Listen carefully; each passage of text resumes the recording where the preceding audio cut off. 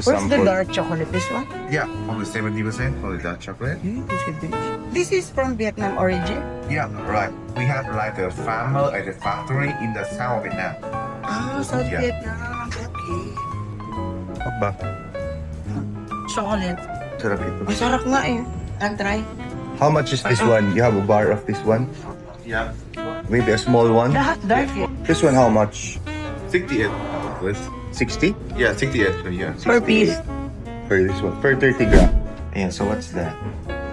So this is from Alovia. So dahil love natin ang mga chocolate, lalo na yung dark, tikman natin to. They have this 10 pieces set na tayo ang nag-customize, pumili. Iba-ibang klaseng dark chocolate. There's dark chocolate coffee, dark chocolate nibs, cocoa nibs, mint, 100%, 70%, 85%. May chili din sila. Cheese. Yeah, chili, dark chocolate with coconut. So, and orange peel. So, tikman natin siya, guys. Ang gusto ko unahin yung chili. So, if you convert that, ito lang siya, mga kababayan. For only 322 lang. 322 pesos. Ayan, dark chocolate chili.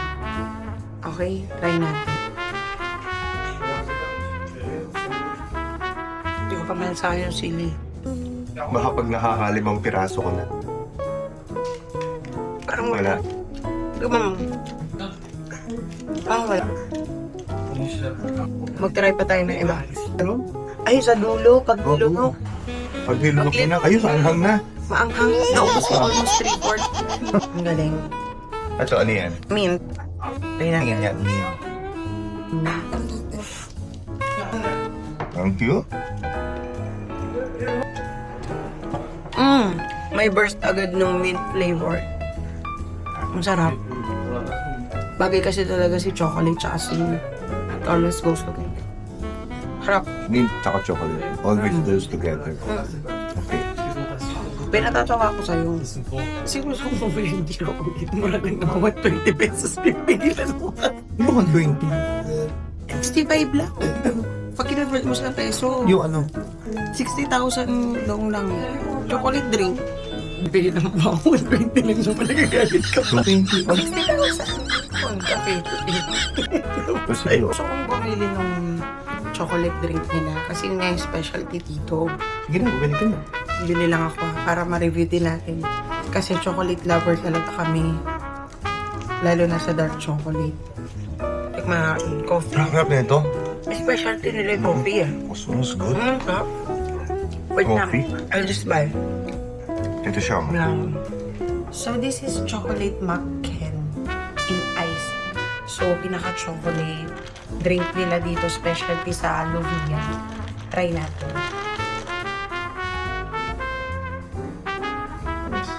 Ang sarap.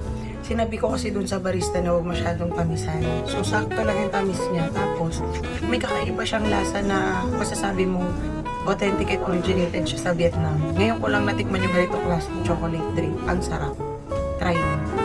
This cost for around 65,000 doon. 129 pesos. Ang laki ng baso. Good for two. Good for two na. Biscuit. Yun. Oo. Parang may mga... Parang coco nibs siguro yun. Coco nibs. Pwede na pabenta. Ay, pag bumili ka kanina, nagagalit ka pa. Sarap. Hindi siya matamis, no? Hindi siya matamis. Siya Pinabawasan ko eh.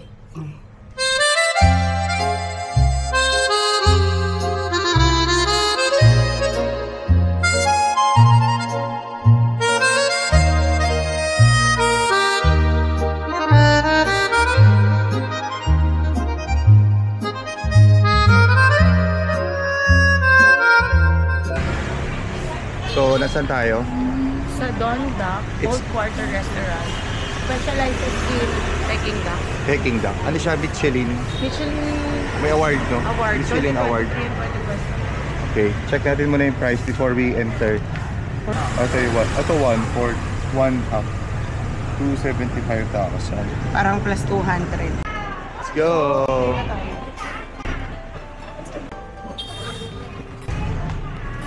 One salad and then... Gusto ko ng ganito, babe. Sige, isa lang yan, tapos isang duck. Stir fry chicken mushroom, deep fried chicken. You order one pico de soup. Okay. Nice. Yeah, and then you order one cup roast laksa. Yes. Thank you. Request. Thank you. Wow, look at that. Sige, so ito yung po nila. Specialty Michelin restaurant. Tikman muna natin yung soup.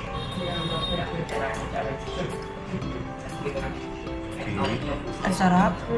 Mas masarap Ang rich kaysa niya. kanina. Oo, parang mas ma-rich yung broth niya compare kanina. Tikman ko yung beef niya.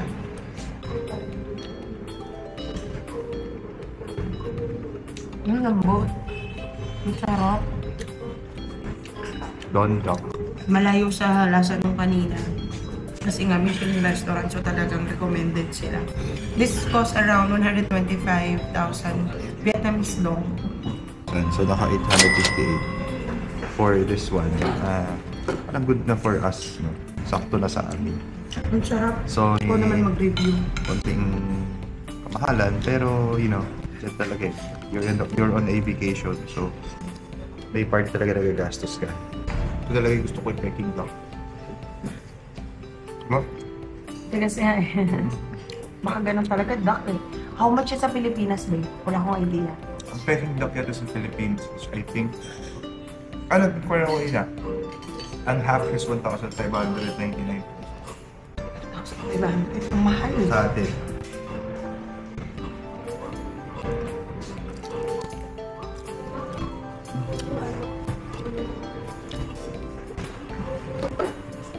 So, ang Peking duck talaga, matigas siya, no? Pero sobrang rich and flavorful yung lasa niya. Basta atin sa Philippines is around 1,599 pesos. Nag-inquire lang ako. Ito siya kamahal. Pero dito sa Vietnam, this is just 500 pesos. Itong half chicken.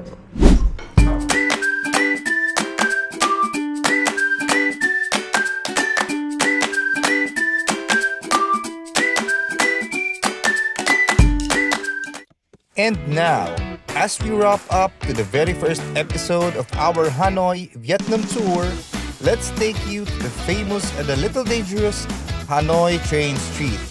From its buzzing crowds to the rich taste of coconut coffee and the local Hanoi beer, there's so much more to discover. So stick with us and don't forget to click that notification bell to see more of Vietnam's beauty.